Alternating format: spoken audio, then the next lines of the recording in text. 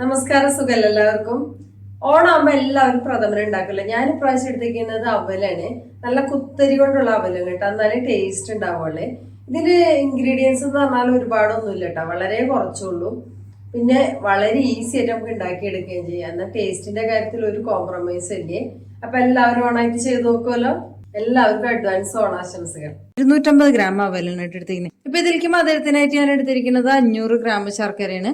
അപ്പൊ അവലിന്റെ ഇരട്ടിയാണ് കേട്ടോ. പിന്നെ ഇനി മധുരം കുറവ് വേണമെന്നുള്ളവർക്ക് ഇതിൽ കുറവ് എടുക്കാവുന്നതാണ്.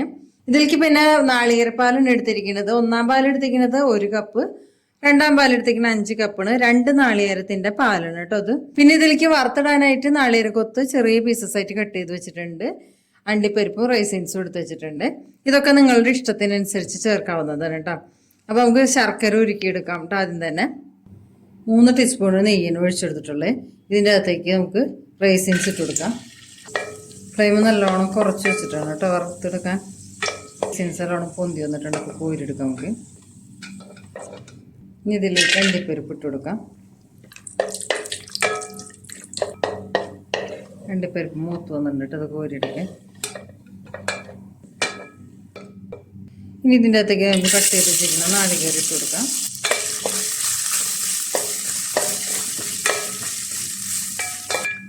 നാളികേരം വറുത്ത് ഒരു ലൈറ്റ് ബ്രൗൺ കളറായിട്ടുണ്ട്. അപ്പോൾ നമുക്കിത് കോരിയെടുക്കാം കേട്ടോ.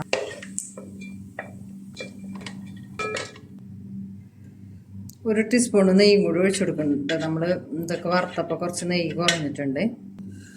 ഇതിൻ്റെ അകത്തേക്ക് നമ്മൾ അവിലിട്ട് കൊടുക്കാം.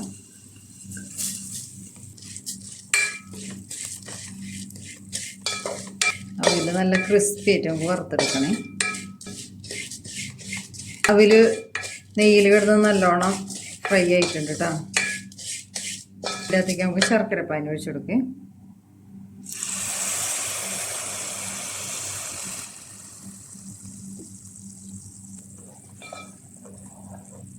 അവല് ശർക്കര പാനിയിൽ കിടന്നൊന്ന് കുറുകട്ടെ കേട്ടോ. ശർക്കര പാനി ഒന്ന് വറ്റി വന്നിട്ടുണ്ട്. അപ്പോൾ നമ്മൾ എടുത്ത് വെച്ചിരിക്കുന്ന രണ്ടാം പാൽ ഇതിൻ്റെ അകത്തേക്ക് ഒഴിച്ചു കൊടുക്കാം കേട്ടോ.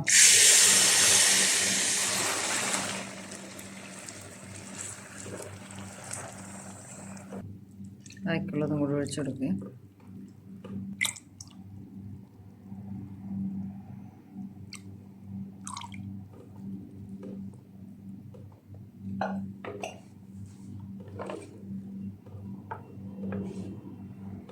ഈ രണ്ടാം പാലിൽ കിടന്നൊന്ന് കുറുകട്ടെ. ഇടയ്ക്കൊന്ന് ഇളക്കി കൊടുക്കണേ.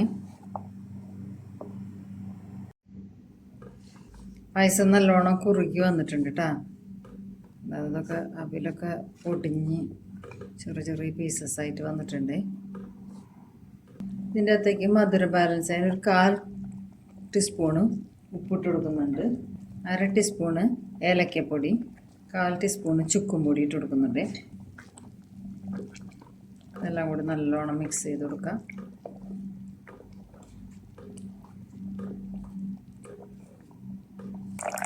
ഒന്നാം പാലാണ് ഒഴിച്ചു കൊടുക്കുന്നത്.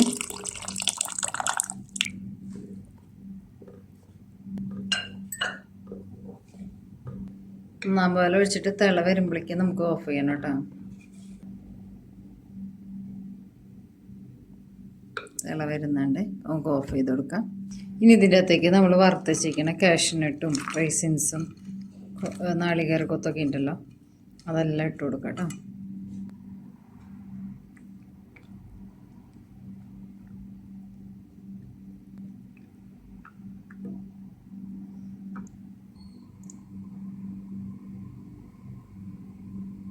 അവൽപ്രഥമൻ റെഡി ആയിട്ടുണ്ട്. ആ ഒരു നല്ല സ്മെല്ലുണ്ട്. നാളികേരപ്പാലിൽ ശർക്കരയും ഒക്കെ കൂടി കിടന്ന് വെന്തിട്ടുള്ളതിൻ്റെയും പിന്നെ ആ നെയ്യര സ്മെല്ലും ഒക്കെ ആയിട്ട് നല്ല സ്മെല്ലാണ് ഇവിടെ കേട്ടോ. അറിയാമല്ലോ, പ്രഥമൻ റെഡി ആയി നല്ലൊരു സ്മെല്ലല്ലേ. അപ്പോൾ നമുക്കിതൊന്ന് ടേസ്റ്റ് ചെയ്ത് നോക്കട്ടോ. കുറച്ച് അവിലും കൂടി എടുത്തിട്ട്, അവലിങ്ങനെ ചെറിയ ചെറിയ പീസസ് ആയിട്ട് കിടക്കുന്നുണ്ട് കേട്ടോ ഇതിൻ്റെ അകത്ത്.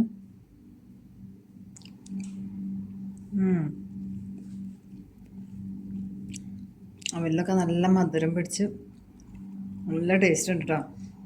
അപ്പോൾ ഇതൊന്ന് ഉണ്ടാക്കി നോക്കണം കേട്ടോ. ഉണ്ടാക്കി നോക്കി നിങ്ങൾ ടേസ്റ്റ് ചെയ്ത് കഴിഞ്ഞിട്ടുണ്ടെങ്കിൽ അറിയാൻ പറ്റും. ഒരു വെറൈറ്റി തന്നെ ടേസ്റ്റാണ്. അപ്പോൾ എല്ലാവരും ഈ ഓണത്തിന് ട്രൈ ചെയ്യുമല്ലോ.